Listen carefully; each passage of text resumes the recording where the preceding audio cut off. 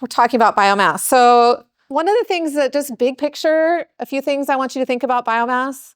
You can kind of think about biomass as a today fossil fuel, right? Our fossil fuels were made from biomass. It's squished biomass. It's energy dense biomass.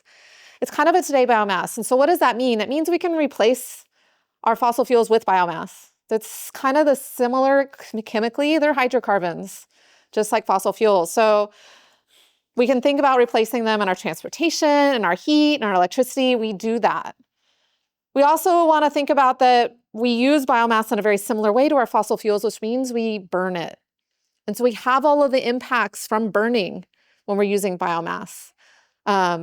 Burning it for CO2 emissions, for air pollution, for other things that we worry about with our fossil fuels. We have a lot of those same things with biomass. Because it's chemically similar, we can also use it for other things fossil fuels are used for. Fertilizers and plastics and waxes. Takes energy to do those things. But we can use biomass to replace fossil fuels in those areas as well. Okay, so just a way of kind of thinking about and framing it. All right, so let's put up some of these things. All right, good things about it. It's available all over our planet. Generally, where people live, there is biomass. Easy to store. We can use waste streams. And so that could be a useful way of taking care of a waste stream, is using it as a biomass resource. We have the potential to reduce greenhouse gas emissions. I'm going to show you cases where that might be the case, in cases where, or at least is one way of reducing greenhouse gas emissions, in cases where it is not. It is actually increasing greenhouse gas emissions. Renewable, diverse sources, which I've talked about, replacing fossil fuels, and some of the processes have beneficial byproducts. A lot of the challenges with biomass, so the bad, this is like stuff that we see with our fossil fuels, right? It's a lot around how we use it. So the air pollution, greenhouse gas emissions, the land use, so that's, kind of the biodiversity, soil, food, deforestation, water and fertilizer usage. These are all challenges that we see with biomass. So I want you to keep in mind, it's diverse, it's complex, and it's like it's a renewable resource-ish, depending on how we do it. We have to carefully manage it if we really want it to be sustainable. And we don't have a good track record of using a lot of our biomass resources in a sustainable way. This is a framing that we haven't really talked about yet. Kirsten's going to go over it some more next week in our Intro to Renewables lecture. But we think about renewable energy kind of in these categories. We've separated into these categories because energy efficiency is like ultimate renewable. Then there's these others that using that resource doesn't really change the resource. When we use the sun, we're not changing the sun's energy output in any way. It's just using that resource. For something like biomass, we put it in the semi-renewable category because it's only renewable if we're managing it in a renewable way. And we can definitely deplete our biomass resources, and it becomes more like a stock resource rather than a renewable resource if we're not managing it in a sustainable way. We lump biomass kind of in two broad categories. One is traditional biomass. That is for people that are collecting their own wood or animal waste for their own use. It's almost 3 billion people using traditional biomass for heating, cooking, and lighting. So today we're really going to be talking about commercial biomass. And commercial just means it's bought and sold. It's much better tracked. It's different markets when we're talking about commercial biomass. And there's kind of these flavors, solid, liquid, and gas, because there's different uses for solid and liquid and gaseous fuels, just like we see with our fossil fuels, right? Coal is used for electricity, for example, so a lot of the solid is used for heat production or electricity production. Biogas is more diverse, just like natural gas. It can be used in the same way as natural gas, so that's cooking and lighting, as well as heating and electricity production. Liquid biofuels are almost exclusively used for transportation, just like our liquid fossil fuel, right? It's a relatively energy-dense fuel, not quite like oil, that we can carry around with us for our transportation needs. So those are the things we're going to be talking about today. I also wanted to give you this other way to think about biomass, because like I said, it's very complex and diverse, is thinking about it, there's like waste That includes our landfills are considered biomass, tires are considered biomass, everything is kind of lumped into this biomass category. So waste streams, as well as like energy crops, forests, things like that. That is also biomass. So another way to think about it and kind of divide it up is whether it's a waste stream or it's kind of like a fresh stream of biomass. All right, so let's start with big picture and thinking about our biomass resources. This is a project I like to point to. It applies more to the lecture on Friday, so I won't spend a lot of time on it. But when we are using biomass, one of the things we want to do is try to use it as efficiently as possible. And of course, that lowers the air pollution impacts if you can use it more efficiently. And so this is just a stove system that was developed to try to reduce air pollution and reduce the need to collect biomass, as much biomass, by improving the efficiency of the stoves that were in use. All right, so big picture. Biomass, plants, animals, waste streams, right, is what we're talking about. This is kind of a listing of the different biomass resources, everything from our forest, wood waste, things like that, to crops, residues, animal waste, to our municipal solid waste and other waste streams. I often get, people ask about, well, how efficiently are we converting that sunlight into our stored chemical energy, which is our biomass? It's around 3 to 6%, 5%-ish, depending on the plant. And that's, what we're doing is we're taking the sun's energy and turning it into a stored chemical energy.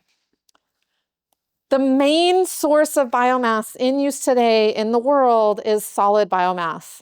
And I would say it is also the one that is most controversial because of the land use requirements, because of deforestation, the challenges with deforestation or turning land into monocultures from natural forests, things like that. So it is a pretty controversial part of a biomass resource. Waste streams are going to be less controversial. Liquid biofuels often have a crop source. So it's an energy crop that we are transforming into a liquid biofuel for our transportation needs.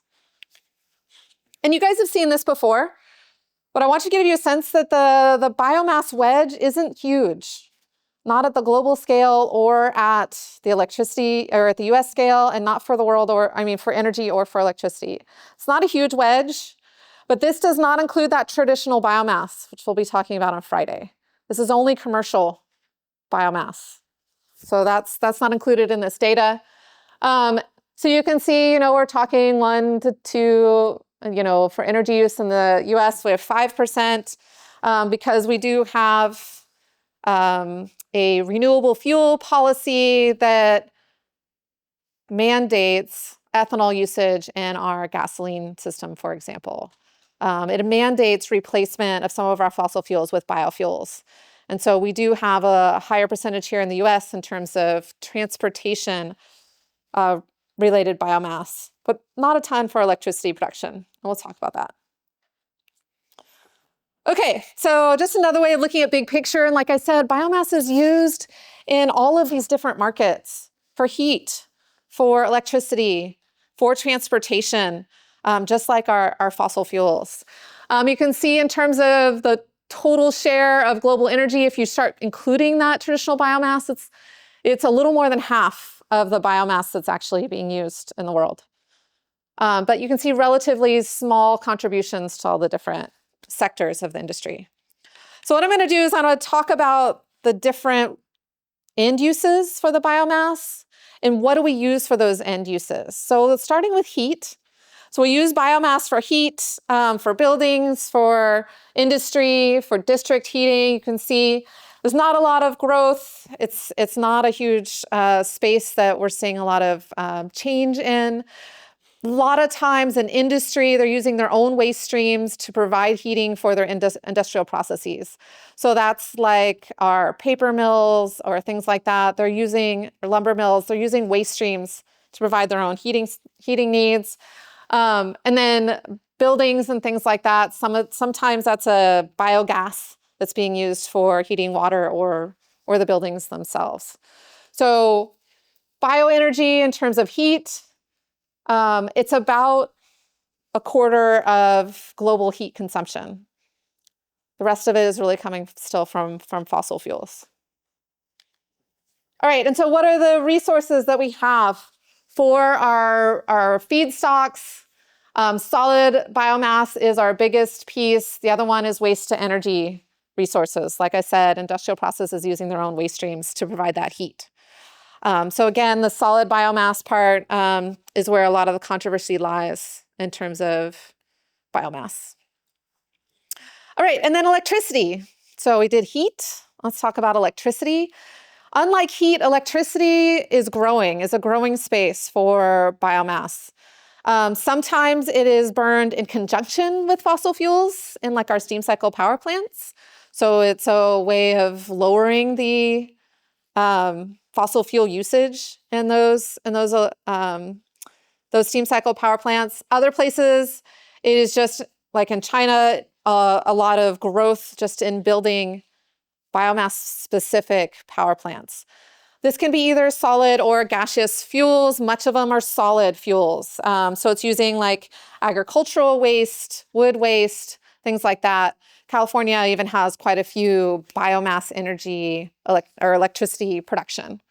So you can see most of the growth is happening in China. This is still, as you saw on the earlier wedge, it's still a relatively small portion. It's only 1% of the world's electricity production. So seeing growth, but it's from a pretty small number. So keep that in context. All right, and what are we using for it? Again, primarily the biggest wedge is that solid wood and forestry products. But you can see also there's, about a quarter that is waste streams as well for electricity production. Right? So that's global. That's thinking big. Let's bring it down to the US and see what we do here. What I'm showing you here is just our renewable energy resources. And you can see biomass, it being in that category, is over half of the renewable energy that we use here in the United States. Wood, waste, biofuels are primarily coming from corn or imported from sugarcane, but you can see those are our biggest renewable resources, and they're used in all sectors in our energy system. So all of the different color greens here are biomass. And so you can see the woods using that for heating, primarily residential, commercial, and industrial. Transportation is where all our biofuels are going, and a small bit for electric power. Bringing it down even a step further to what we do here in California, since we're here in California. We do have about 87 biomass power plants in California. And you can see that they have a variety of resources. They are waste to energy, but sometimes that's solid waste. So some of the wood waste and things like that is going to electricity production, not composting, depending on the waste collection system. And so we're using direct solid waste. We're also creating gases like landfill gases and stuff and using that in our systems in California. So that's big picture. Let's get down and talk about some of these different categories of biomass and really think about the technologies that are associated with these biomass and what are some of the impacts. All right, so can anybody tell me what bagasse is? So this is a large bagasse-fired cogeneration plant in Brazil. Does anybody know what bagasse is? Yeah, exactly, sugarcane residue. Exactly. So what does Brazil use sugarcane for besides food? Ethanol, absolutely, right? And so there is this residue. The residue sometimes can be burned just in the fields, but it also can be collected and often is burned in a cogeneration power plant, which can provide the heat for creating the ethanol as well as electricity from the bagasse. But this is just like the waste part of the sugarcane, right? And so a lot of the facilities have this kind of cogeneration using our agricultural waste in Brazil. Okay, so we're talking about woody, foresty, planty materials that we're using for biomass. Here's just showing a picture of the biomass availability. This was a study done in the US.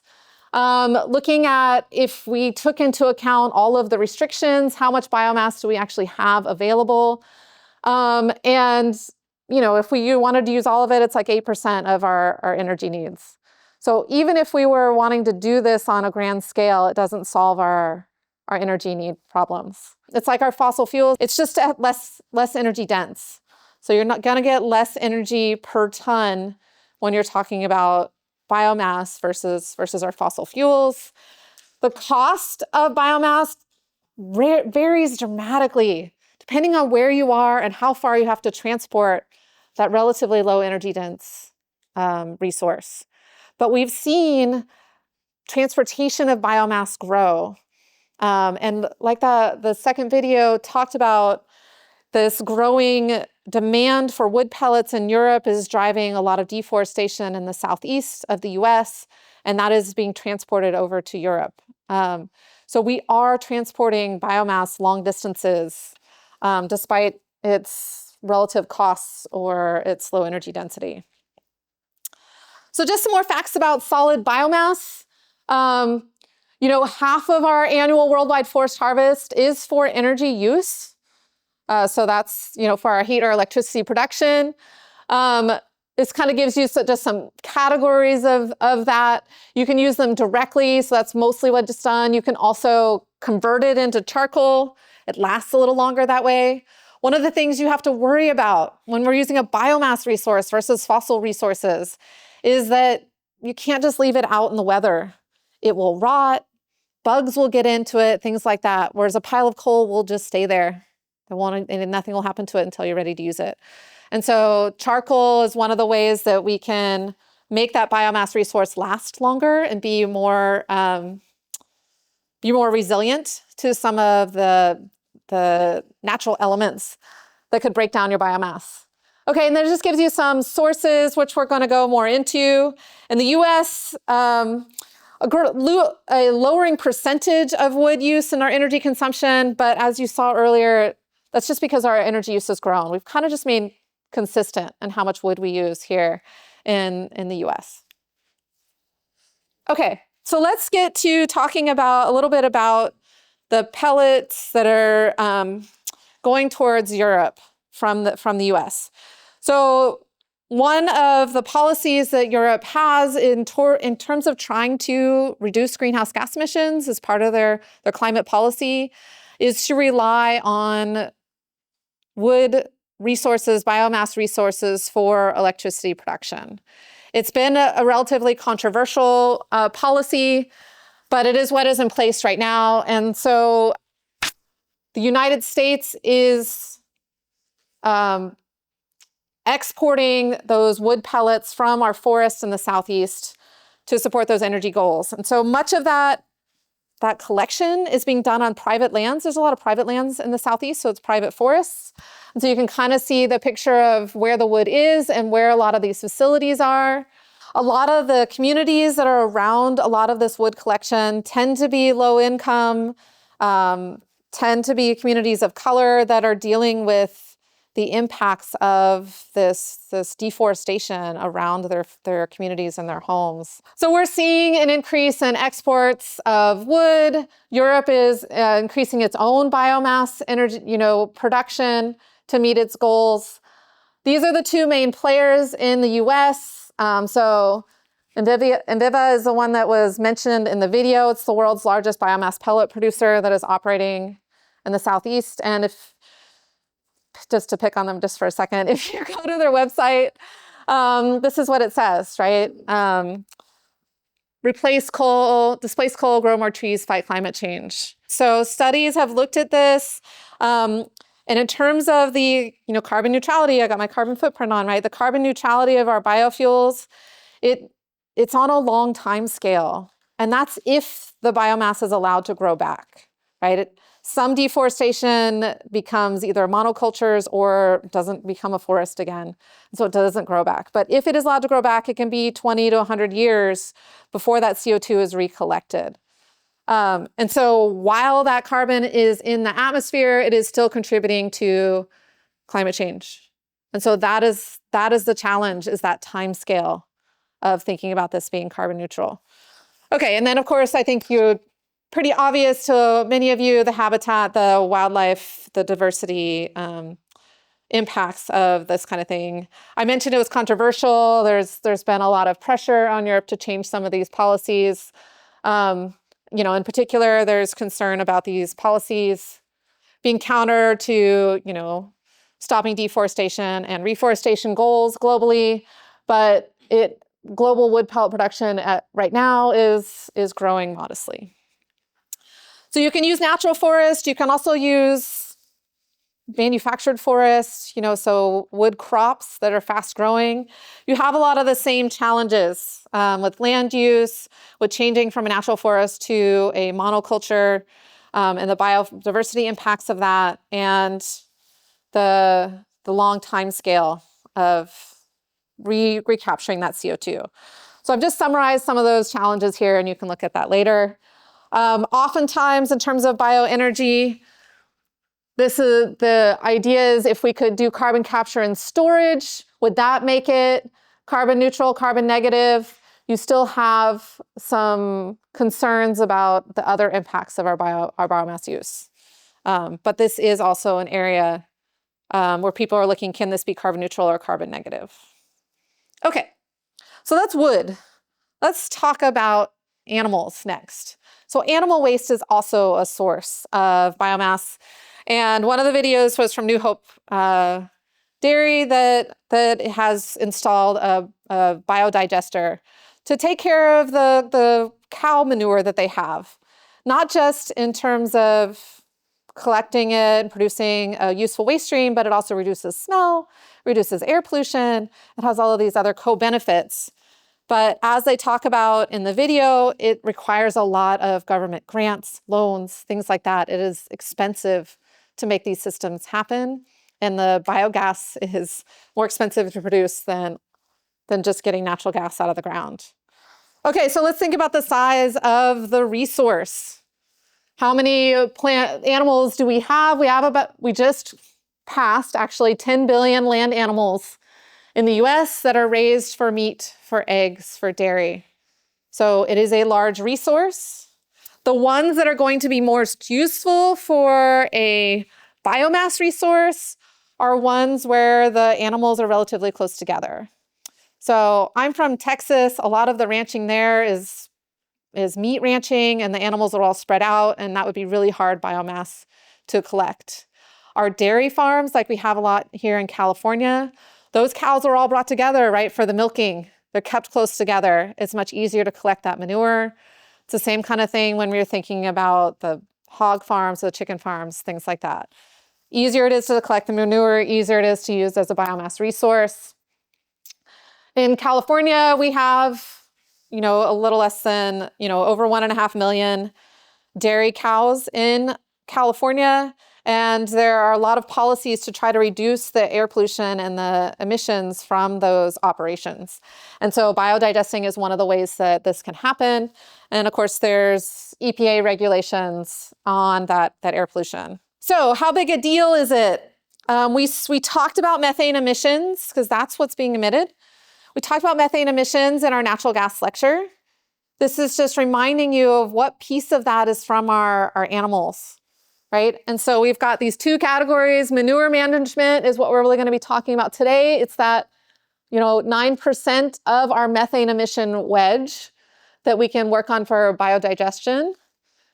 What's this category? Does anybody want to tell us what that is?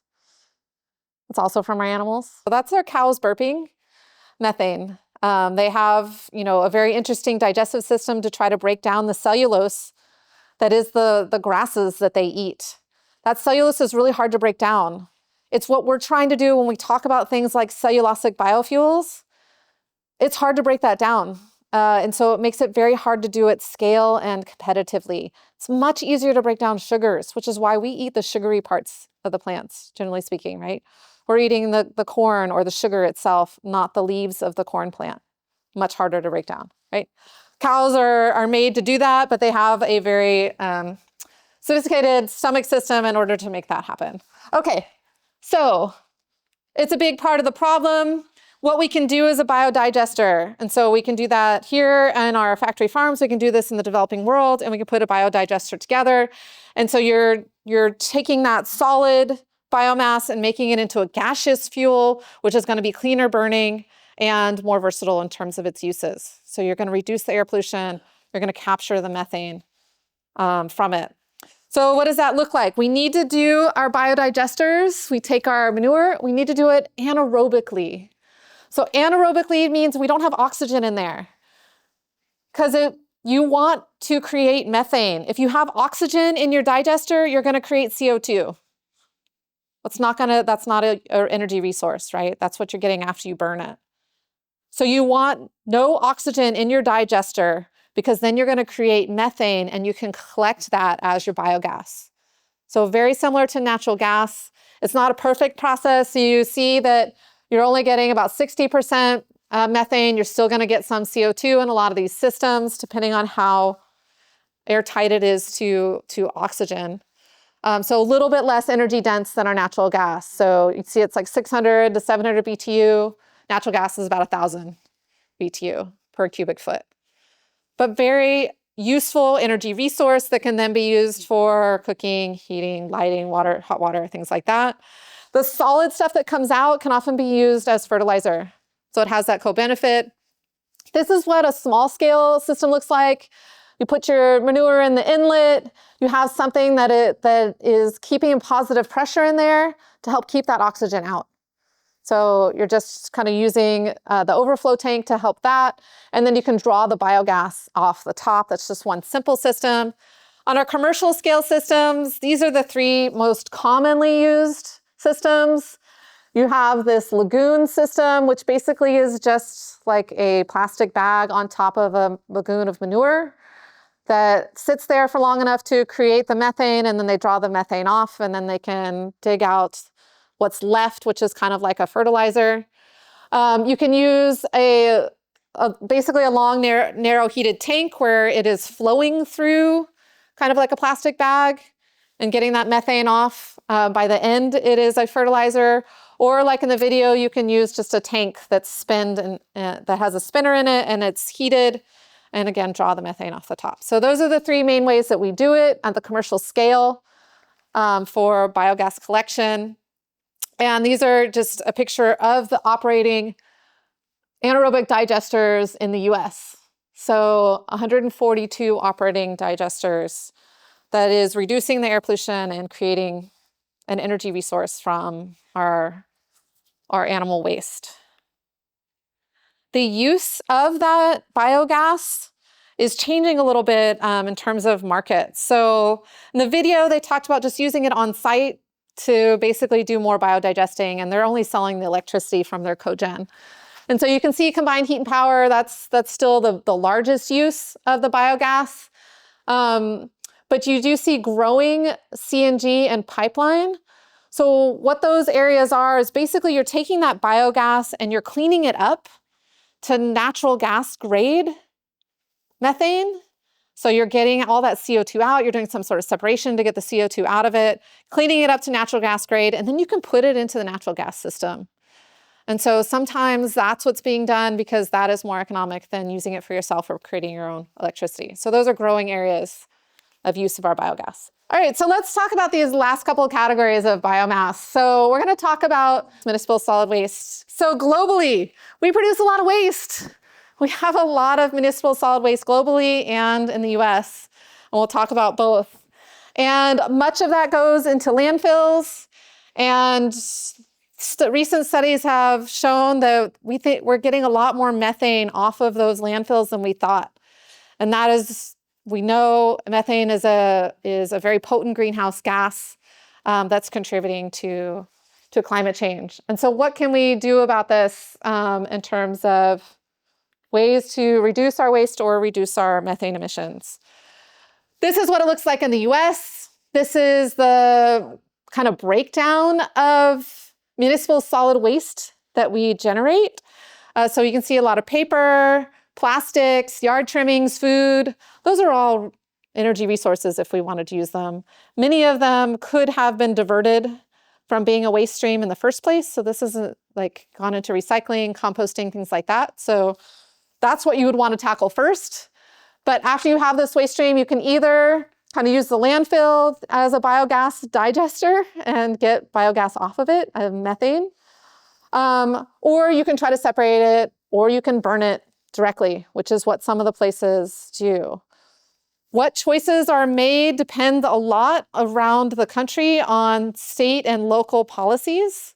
So if any of you are from other places or have lived in other states in the US, it's very different in terms of how people or how communities are tackling the waste challenge. I live in San Mateo County now. One of the challenges there is that there's limited landfill space. And so it gets expensive once you start sending your waste out of county. And so what they try to do there is the bins that they provide to homes, it's like a compost bin, a recycle bin, and a trash bin, because they don't want trash. It gets expensive. And so cost is forcing them to think about composting, recycling, and then trash. And if you want a bigger trash bin, you have to pay for it. Right? So they're trying to limit it in that way and have those options available. So it depends. I'm also from Texas where we didn't have recycling even. So it varies very much depending on your locality. Okay, how energy dense is this? About 2,000 pounds of garbage is about the heat content of 500 pounds of coal. So that's because a lot of that stuff doesn't really burn. But the stuff that does burn is like burning a hydrocarbon. Where does our waste go? This is just giving you a sense that we've got the landfill and then composting, the combustion directly for energy recovery, recycling, and then other food management is that teeny tiny wedge in the upper corner. So most of our waste could be composted instead, but that's not happening in a lot of places. So what are the ways we can get energy from our municipal solid waste? There's kind of three main ways. We can burn it directly. We can generate biogas, often from the landfill itself, or we can do gasification, which isn't done anywhere because it's really just in startup and pilot phase. So I'll talk through each of those. How do we do it? By burning solid waste? Well, that's pretty easy. You just take the waste in and you burn it, and you produce heat and electricity, just like we do with our fossil fuels. The problem here is air pollution. Much of these solid waste to energy power plants have to get a waiver because they're not meeting air quality standards. Because you're burning stuff that has metals in it or, iPhones or like whatever. So the air pollution is a problem from these facilities. You can see tires are often also used in some of these and burned for energy. The most of these types are in Florida, and you can imagine that it's a land limitation challenge. They're trying to reduce the amount of waste they have by burning the energy directly, or burning the waste directly. What does that look like globally? Scandinavia and Japan are kind of the big places that do a lot of solid waste incineration. If you think about a place like Japan, again, land is going to be a challenge, and it's expensive to export your waste. Right? So they're reducing their waste, their amount of solid waste by this. Okay, option 2 is landfill. And so when you go to a landfill, you can actually take your own waste off into landfill and you can pay a fee and put your waste in the landfill directly. An active landfill has areas where the trash is buried. It has areas that are open where they're actively pushing the trash together to bury it. But you're just filling in the trash and burying it. And you can think about that. That is kind of like sealing off a biodigester.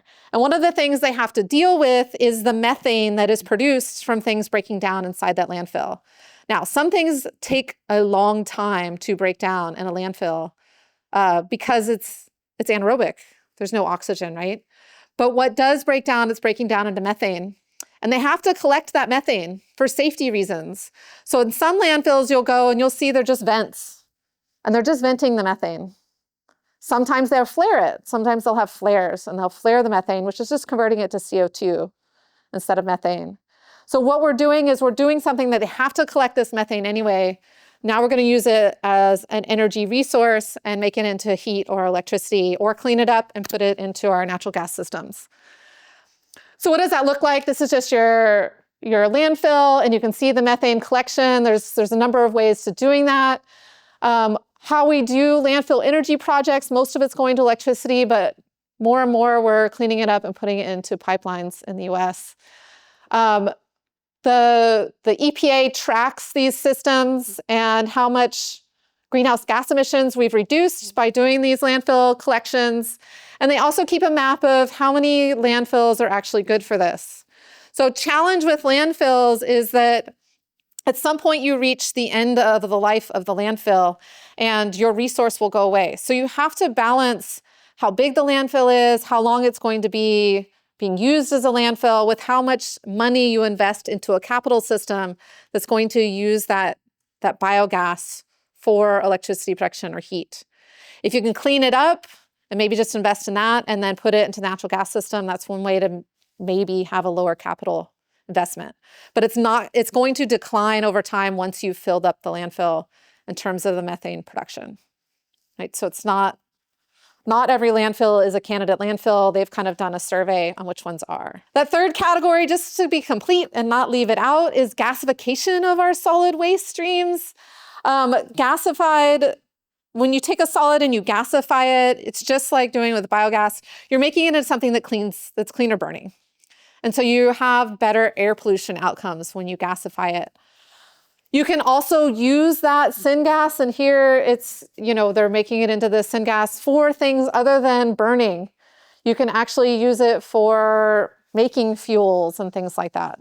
So there are companies that are looking at this, very much startup phase. There's a good video if you want to learn more about it. Hard to make this economic because of the energy need for that heat on the up end. Just to bring it locally, we can also not just use our solid waste to make biogas, we can use our liquid waste and our poop systems, our sewage systems to make biogas, right? So here's just a picture of East Bay mud. You can see this from the 880 freeway. It lowers, obviously, the air pollution from the sewage plant for the wastewater treatment plant, and you're getting that methane off and using it as an energy resource. So kind of a co-benefit there in terms of breaking down our sewage. We do research on this here at Stanford. This is the Codaga Resource Recovery Center. It is a wastewater research center that is taking some of the wastewater from Stanford, looking at ways to get energy out of it. There's some things that we can do fuel cell wise to get energy out of our sewage system. They're looking at making biomaterials from our sewage. And then they put it back into the system, and then it goes to the Palo Alto wastewater treatment plant to actually be returned to our waterways. Final thought is, this is diverse. If we can do waste to energy, that usually makes sense. Using our natural resources, our forests often have a lot of challenges with it. All right, thank you guys all for your attention.